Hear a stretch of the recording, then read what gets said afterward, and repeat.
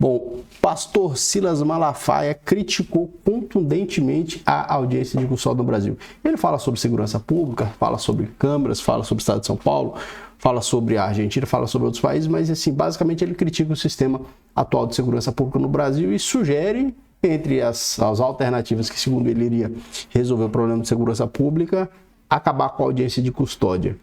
E eu quero trazer isso aqui para você, para a gente assistir, só que eu vou trazer muita coisa aqui, então você vai ter que ter um pouco de paciência. Coloca na velocidade 2 aí, porque eu vou ter que falar com você sobre Constituição, sobre processo penal, sobre a lei que introduziu o primeiro elemento que nós tivemos da audiência de custódia e os tratados e convenções internacionais que o Brasil faz parte e que, volta e meia, também são elencados aí pelo pastor Silas Malafaia, em que esses tratados já estipularam a audiência de custódia.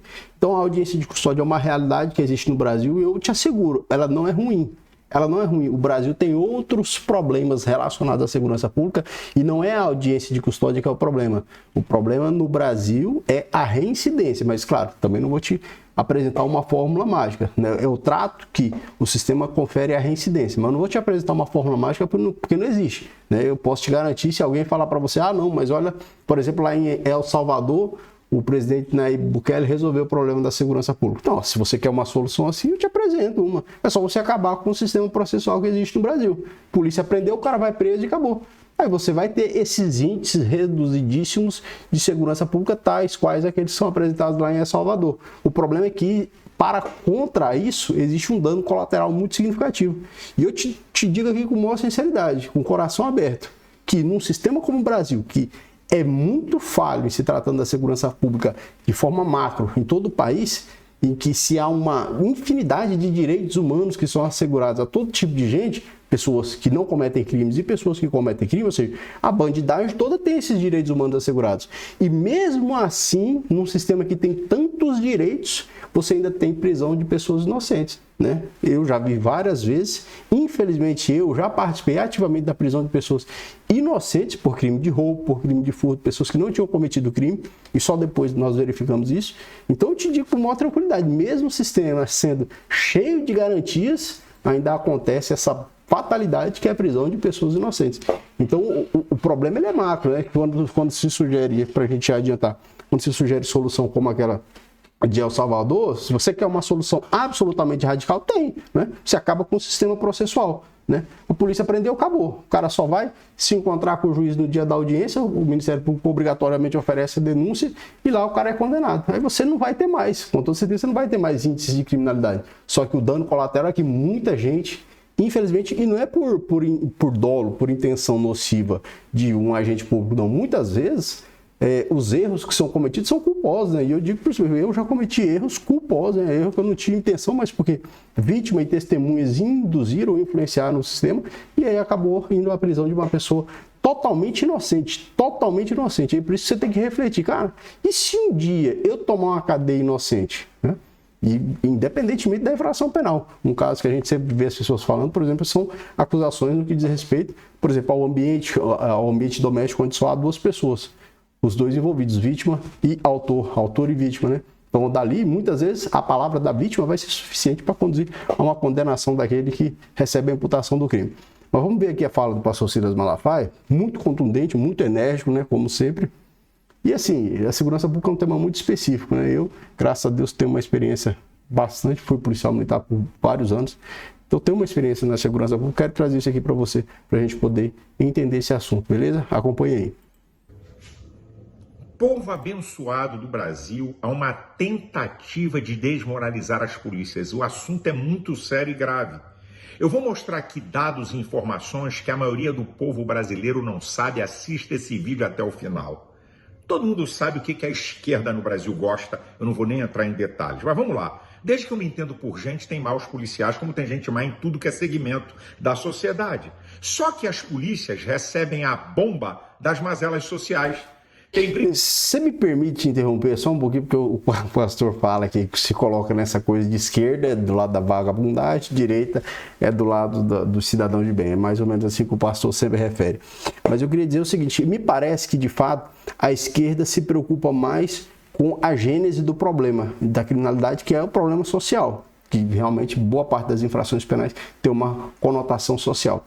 Enquanto a direita se preocupa somente com a repressão, que também é importante. E o que falta? É se preocupar com os dois. A repressão se mostrou inócua, na medida em que na Gênese continua havendo problema, mas ninguém faz nada para diminuir na Gênese, ou seja, de alguma forma reduzir aquele grupo de pessoas que voltam, ou, aliás, que iniciam no seio criminal, ou que se envolvem com facção, ou que iniciam a prática criminosa. Então você tem que pensar a segurança pública primeiro dessas duas formas. Eu entendo de repressão. Eu não entendo lá da Gênese, né? Não entendo da questão social em que as pessoas, principalmente inseridas numa subcultura delinquente, entram na prática criminosa. Eu entendo aqui da repressão. Olha, como é que vai fazer para que as pessoas não entrem no sistema criminal, para que não comecem a cometer infrações penais, né? São duas questões diferentes, e me parece isso. Enquanto a direita se preocupa mais aqui com a repressão, a esquerda só dá o ênfase ali na Gênese, e isso que gera um problema no nosso país. Briga de marido e mulher, chama a polícia. Tem briga de vizinho, chama a polícia. Tem briga de pessoas, chama a polícia. Tentativa de assalto e roubo, chama a polícia. Quem é uma pessoa que está sendo assaltada ou alguém que está vendo um assalto não roga e não deseja que passe um carro de polícia ou um policial para ver a importância da polícia? Agora, eu vou dar uma ideia, apenas citando o Estado do Rio e o Estado de São Paulo, para você ter uma ideia geral de coisas importantíssimas. Vamos lá. O Estado do Rio de Janeiro e a cidade do Rio de Janeiro não estão entre os 10 mais violentos. É só você pesquisar no Anuário de Segurança Pública, que mede a questão de violência a cada 100 mil habitantes. Mas isso não é para se gloriar. Existe uma coisa aqui no Estado do Rio, a geografia do nosso estado, de montanhas e a favelização, com mais de 1 milhão de pessoas morando em favelas. E nós temos aqui 4 a 5 facções poderosíssimas em guerra que se infiltram nessas áreas. Não é fácil a ação policial. O governador aqui do estado tem investido bilhões. A polícia do Estado do Rio é a mais bem preparada. Tem agora, né, está em curso a contratação de mais de 5 mil policiais. Só entre janeiro e novembro foram apreendidos aqui no Estado do Rio mais de 600 fuzis. Por algum acaso aqui se fabrica fuzil? Aqui se produz cocaína? Entra por onde? Pela fronteira. Aí você diz, então a culpa é da Polícia Federal. Não fala bobagem, que eu vou dar um outro número estarrecedor. O Brasil possui mais de 4 vezes a população da Argentina e tem mais um pouco da metade de policiais federais que tem a Argentina. Fora isso, nós temos uma fronteira terrestre que é maior em aproximadamente 70% da fronteira terrestre da Argentina. Então, a culpa não é de Polícia Federal. Agora, olha o dado absurdo. O PSB, Partido Esquerdopata, junto de entidades controladas por esquerdopatas, mas a Defensoria Pública, entrou no Supremo Tribunal Federal para impedir incursões da polícia em favelas. O ministro Fachin baixou a seguinte decisão, que a polícia, para fazer incursões de favelas aqui no Estado do Rio, tem que ser em casos excepcionalíssimos e pedir autorização por escrito ao Ministério Público. Isso é uma aberração, gente. Isso é uma afronta à Constituição. O papel dessa instituição importante, que é o Ministério Público, está na Constituição. Artigo 129. O Ministério Público é o senhor da ação penal. O Ministério Público não é o senhor da ação policial. O senhor da ação policial é o...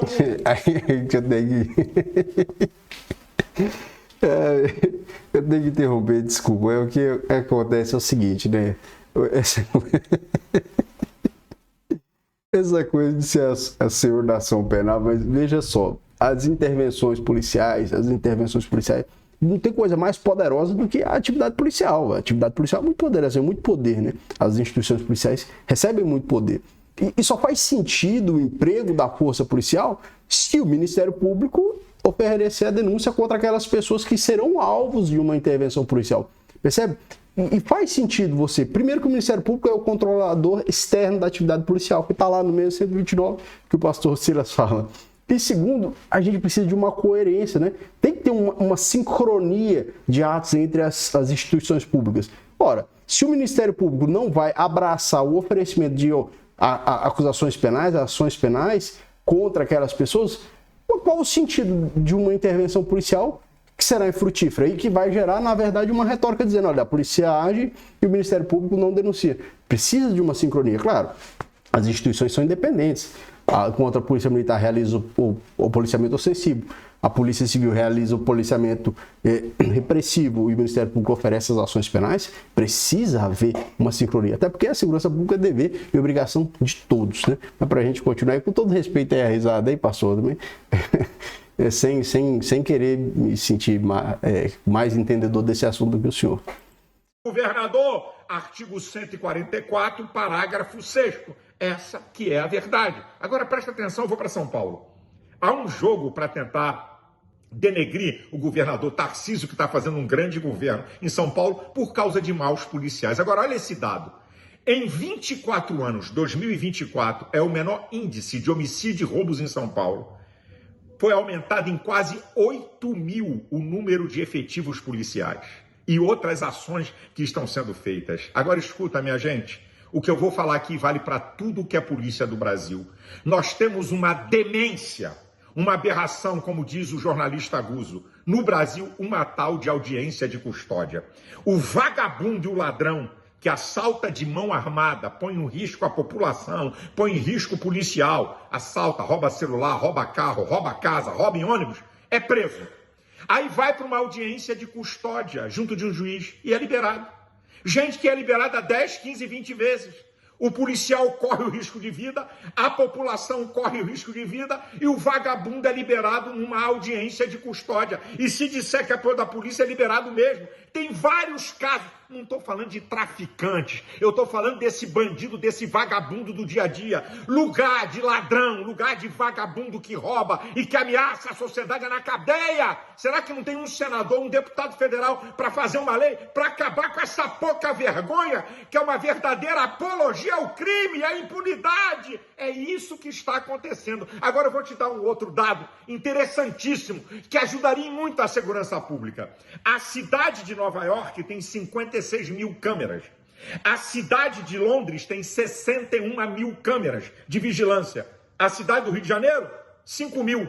A cidade de São Paulo, quase 20.000. As prefeituras podiam inundar as cidades de câmeras de vigilância. Com isso, ia coibir assalto, livrar a população, proteger a polícia, mostrar quem são os bandidos e as áreas mais vulneráveis. É só um dado para você saber que a bomba de tudo isso quer cair no colo da polícia. Eu quero deixar aqui parabéns à polícia, aos bons policiais que defendem a sociedade. Deus abençoe e guarde você e tua família e dê juízo às autoridades. Deus abençoe a todos.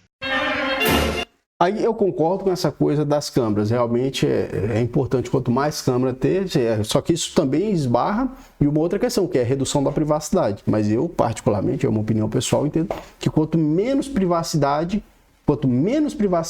menos você tem incidência criminosa. Porque quem comete crime só comete a infração penal, seja ela qual for, só comete a infração penal tendo uma sensação de que ninguém vai saber que ele cometeu, né? Então a privacidade ela sempre serve de proteção, né? Na maioria das vezes, claro, a pessoa tem que ter o íntimo e a vida privada, mas a privacidade também serve de proteção a quem quer fazer algo errado. Porque se você faz algo certo, você não tem preocupação se alguém está vendo. Aí você se preocupa se você estiver fazendo alguma coisa errada. Aí o pastor cita, por exemplo, o estado de Nova York. Eu só fiz questão de trazer isso para a gente fazer um paralelo com a seguinte coisa. O estado na cidade de Nova York foi aprovado o Pacto sobre Direitos Civis e Políticos de Nova York. É esse aqui, que é um dos instrumentos internacionais que traz a previsão da audiência de custódia. O que é a audiência de custódia? A apresentação da pessoa presa a uma autoridade judicial ou a autoridade que tem a competência para aquilo. O Brasil já tinha algo semelhante a uma audiência de custódia, mas não é essencialmente porque não é uma autoridade judicial. Mas, por exemplo, no Brasil, quando uma pessoa é presa em possível flagrante delito, então ela acabou de cometer uma infração penal, ela está na situação flagrancial, ela é conduzida à presença de uma autoridade policial, que é um delegado de polícia ou uma autoridade policial militar nos crimes militares, ou que seja de competência das polícias militares ou de atribuição das polícias militares ou das Forças Armadas. Então ela é apresentada a essa autoridade constituída para análise daquele evento. O que não acontece quando há o cumprimento de um mandado de prisão. Então, em 2011, tivemos uma reforma no nosso país, uma reforma processual, que passou a inserir alguns elementos ali que antecipassem a análise do juiz daquele auto de prisão em flagrante. Qual era essa análise? O juiz tinha que se manifestar a respeito do auto de prisão em flagrante em 5 dias. Então o juiz começou a ter uma análise acelerada a respeito daquele auto de prisão em flagrante. Em 2015, o CNJ começou a disciplinar alguma coisa a respeito de audiência de custódia e com o pacote anticrime, que é do ex-presidente Jair Bolsonaro e do ex-ministro Sérgio Moro, aí sim você ouve, inclusive, a inserção do juiz de garantias, que aí deu uma máxima amplitude a essa questão. E o que acontece? A audiência de custódia já está aqui no Pacto sobre Direitos Civis e Políticos de Nova York, ó, quando qualquer pessoa presa ou encarcerada em virtude de infração penal deverá ser conduzida sem demora à presença do juiz ou de outra autoridade habilitada. Essa outra autoridade habilitada aqui era o delegado de polícia nas situações de flagrante delito. Hoje, a pessoa foi presa em flagrante ou por mandado de prisão, ela será levada à presença do juiz, né, à presença da autoridade do Poder Judiciário. Outro instrumento internacional que também traz audiência de custódia, ou seja, impulsionou a audiência de custódia, é o Pacto São José da Costa Rica, que é esse que está na Convenção Americana sobre Direitos Humanos. Ó, toda pessoa detida ou retida deve ser conduzida sem demora à presença de um juiz ou autoridade autorizada pela lei para exercer as funções judiciais. Então, essa audiência de custódia já existe, já vem esculpida para ser uma ferramenta de proteção. E por isso que eu falei com você no início, meu amigo, e eu repito com você agora assim, se você quer uma solução radical, absoluta, você tem, né? Se você me perguntar assim, então fala aí, Flaviano, que lá em El Salvador não resolveu a criminalidade. Resolveu, pelo menos os dados que são apresentados, os números baixíssimos, chegou um ano, não tem nenhum homicídio. Mas se você quiser um mesmo mecanismo como aquele empregado aqui, é só você rasgar o processo, sistema processual. Polícia prendeu, vai preso, joga a chave fora. Só que o que eu tô te falando aqui por experiência própria. Eu poderia muito bem falar, não, tem que ser assim mesmo, vagabundo tem que ir pra cadeia. E eu tô te falando porque eu já tive a infelicidade, e não foi uma nem duas não, foram mais vezes, de prender pessoas inocentes. E graças a isso, talvez eu tenha refletido a respeito dos meus atos. Nunca agi de forma dolosa. Só que você, por vezes, você teve vítimas que reconhecem, em razão da prática de um roubo, equivocadamente o autor. Não é culpa da vítima. Ali o Estado já falhou. Porque se aconteceu o roubo, já teve a primeira falha do Estado na prevenção daquela infração penal. E a infração penal acontece, a vítima fala que é uma pessoa. A polícia vai lá e prende aquela pessoa. E às vezes não é aquela pessoa. E a gente vê depois, fica sabendo depois que não é aquela pessoa. A pessoa acaba sendo absolvida. Então eu já tive várias experiências assim. E eu reconheço, mesmo o sistema brasileiro sendo bastante garantista, tá vendo todas as instituições muito treinadas, muito técnicas. Você tem uma polícia militar treinada em todos os estados, você tem as polícias civis treinadas, técnicas, tem o Ministério Público, tem o Poder Judiciário, tem as defensorias. Ainda assim chegam pessoas a serem presas, fica aí 6 meses preso, 10 dias, 6 meses presos, até que se consiga provar a inocência. E graças a Deus se prova a inocência, porque tem gente que é preso, condenado, sem dever nada. Eu tenho absolutamente certeza disso. Então, o que eu disse logo no início? O problema no Brasil vai estar isso. Flaviano, você fala, mas tá, então apresenta uma solução. Aqui existe o problema da reincidência. E aí entra naquela discussão da esquerda e da direita, porque uma só aponta o erro lá na Gênese, onde surge a infração penal, uma boa parte dela, e a direita só fala da repressão. O que acontece? Por muito tempo eu achei que a reincidência era um exemplo de que aquele indivíduo era um criminoso contumace e não tinha mais jeito. E o que acontece? Eu vi, através dessas experiências de pessoas inocentes que foram presas, que o cara, depois que ele já tem uma condenação, é muito mais fácil ele tomar uma condenação injusta ou ser preso, pelo menos preventivamente, de forma injusta, do que o primário. Ou seja, é mais difícil uma pessoa que nunca foi presa, nunca foi conduzida, ser presa injustamente, do que uma pessoa que já foi presa alguma vez, porque já carrega um histórico. Então, aquele cara que já foi preso uma vez, pode ter certeza, ele é muito mais fácil ele se envolver no BO e ser criminalizado sem dever nada, do que se ele fosse ficha limpa.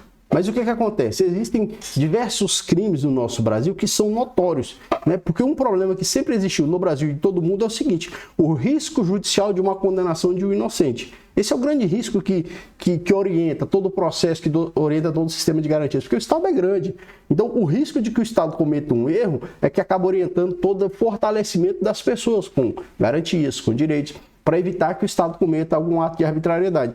E o que acontece? Tem casos que são notórios, tem casos que nitidamente não há risco judicial de erro, né? Você tem até um instrumento ali no processo penal que é a confissão da pessoa para ajudar o magistrado, né, para dar segurança ao magistrado ali, né, para tranquilizar a consciência do magistrado que não está condenando uma pessoa inocente, mas você tem casos que nem precisa da confissão, porque é notório a prática da infração penal, né? Há casos que são substancialmente demonstrados. E qual que é o problema? Já se sabe que a reincidência é a demonstração da falha técnica corretiva do Estado, falhou completamente, porque o cara foi preso, passou um tempo, não foi ressocializado, voltou a cometer crimes. O que acontece? Tem que endurecer para essas pessoas. Não há alternativa. Mas isso aí então é conferir a ausência de oportunidade das pessoas. Infelizmente, de todos os lados há um dano colateral. Porque se você não recrudesce para esse indivíduo que já cometeu um crime, foi preso novamente por ter cometido crime semelhante, se você não recrudesce para ele, o dano colateral não é nele. O dano colateral vai ser nas vítimas que aquele indivíduo pode voltar a delinquir, pode voltar a cometer. Então, o dano colateral sempre existe, né? E aí você vai ter que fazer uma opção. Infelizmente, chegou ao momento de ser feita uma opção. Ou recrudesce para esses indivíduos que já se demonstraram como violadores da norma penal, ou você vai continuar tendo essas pessoas que já foram presas, já foram condenadas. Eu conheço gente que tem 2, 3 condenações aí transitadas em julgado, está solto, está no regime de semi-liberdade e volta a delinquir. Então você vai ter o dano colateral de pessoas inocentes que não devem absolutamente nada, que estão pelas ruas aí trabalhando, tentando ganhar o seu pão, tentando melhorar no dia a dia, sendo vítimas dessas pessoas. Agora, claro, você também precisa ter uma preocupação lá com a Gênesis, né? Mas como eu falei para você, eu não entendo de questão social, econômica, né? Como que o Estado vai trabalhar, porque a minha área é de repressão, então a minha experiência foi repressão penal. Repressão eu até entendo, mas não dá para pensar a segurança pública só na repressão, também é preciso observar essa coisa da subcultura delinquente e aí onde entra essa coisa das facções criminosas. Mas fica aí o vídeo, quero saber o que você pensa da opinião aí do pastor, já deixa o comentário aí, também se eu falei alguma besteira aqui, pode estar comentando aí, falando aí que a gente vai melhorar. Valeu, forte abraço e até o próximo.